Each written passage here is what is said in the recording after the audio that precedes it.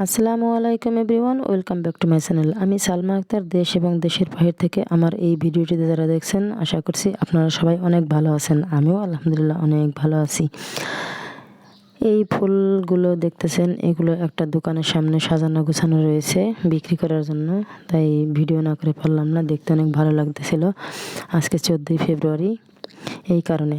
তারপরে আপনার গেলাম মুরগির দোকানে কিছু মুরগি কেনার জন্য। মুরগি কিনে চলে আসলাম সোজাসুজি বাসায়। আমি একটি লাল মুরগি কেটে ধুয়ে পরিষ্কার করে নিব, তার কারণে এটা আমি বিকেলে রান্না করব। আর এখন অন্য অন্য যে রান্নাগুলো ওগুলোর জন্য প্রস্তুতি নিয়ে নিচ্ছি। কাটাকাটি শেষ করে আমি মুরগিটা কাটা ধোয়া পরিষ্কার করা হয়ে গেছে। আর এখন এগুলো আপাততর জন্য ফ্রিজে তুলে রাখবো, রান্না বসিয়ে দেবো। আমি আজকে রান্না করব সবজি খিচুড়ি, বেগুন ভাজি আর হলো ইলিশ মাছ ভাজা। আমি যে খিচুড়ি রান্না করার জন্য পেঁয়াজ, রসুন, কাঁচামরিচ তেলের উপরে দিয়ে দিয়েছি। এগুলো বাদামি রঙের হয়ে আসলে দিয়ে দেবো লবণ, আদা বাটা, জিরা বাটা, রসুন বাটা, হলুদ গুঁড়ো, মরিচ গুঁড়ো, ধনিয়া গুঁড়ো, দারচিনি, এলাচ, তেজপাতা, এগুলো দিয়ে একটু সুন্দর করে নাড়াচাড়া করে ডাল দিয়ে দিব। আমি এখানে 2 রকমের ডাল ব্যবহার করেছি আর মিনিকেট চাল ব্যবহার করেছি। এগুলো একটু নাড়াচাড়া করে দিয়ে দেবো। সবজিতে ব্যবহার করেছি গাজর, আলু আর হলো ফুলকপি।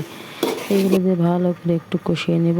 তারপরে গরম পানি দিয়ে দেবো। আমার একটু তেল কম হয়েছিল, আবার একটু তেল অ্যাড করেছি। আর সিদ্ধ করে রেখেছিলাম সিমের বিচি, ওইগুলো দিয়ে দিলাম। আমার খিচুড়িটা প্রায় অর্ধি হয়ে এসেছে। এই পর্যায়ে দিয়ে দেব গরম মশলা ফাঁকি দিয়ে ভালোভাবে একটু নাড়াচাড়া করব। নাড়াচাড়া করে উল্টে পাল্টে ঢাকনা দিয়ে ঢেকে দেব আরও 10 মিনিটের জন্য। অল্প আছে, তার কারণ চাউলটা আমার সেদ্ধ হয়নি, পানিটা কমে আসবে, এদিকে চাউলটাও সেদ্ধ হয়ে যাবে। এই পর্যায়ে দিয়ে দিচ্ছি পোলাও পাতা দিয়ে খানিকক্ষণ ঢেকে রাখবো। ঢাকনা তুলে নিচে লেগে গেল কিনা তা দেখে নেব। আর এই ফাঁকে আমি একটু বিয়ে বাড়ির গরুর মাংস গরম করে নিচ্ছি। আর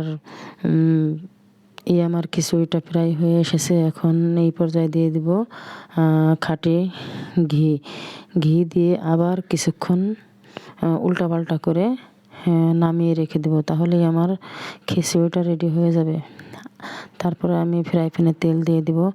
ফ্রাই প্যানে তেল দিয়ে বেগুন ভাজার জন্য বেগুনগুলোকে তেলের ভিতর দিয়ে উল্টোপাল্টো করে ভেজে নেব।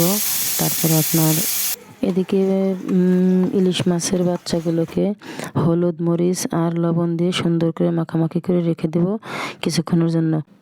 মাছ মাখামাখি শেষ হয়ে গিয়েছে। এখন তেলের ভিতর দিয়ে সুন্দর করে উল্টোপাল্টে ভেজে নেব। এরকমের মাছ ভাজা কার কার ভালো লাগে অবশ্যই বলবেন। আর আমি মাছগুলো সুন্দর করে উল্টোপাল্টে ভেজে নিয়েছি, সাথে দিয়েছি শুকনো মরিচ দিলে একটু ফ্লেভারটা বেশি ভালো লাগে আমার কাছে, এই কারণে। আর ওদিকে আমার বেগুন ভাজাটা কমপ্লিট হয়ে গিয়েছে। বেগুনটাকে নামিয়ে নেব আর মাছটাকে উল্টোপাল্টা করে ভেজে নামিয়ে নেব। আমার সবগুলো রান্নাই মোটামুটি শেষ হয়ে গিয়েছে। এখন আমি পরিবেশন করব। আর তার আগে বলে নেই, আমার ভিডিওটি যদি আপনাদের কাছে একটু ভালো লেগে থাকে তাহলে অবশ্যই আমার ইউটিউব চ্যানেলটি সাবস্ক্রাইব করে দিবেন, লাইক, কমেন্ট, শেয়ার করবেন।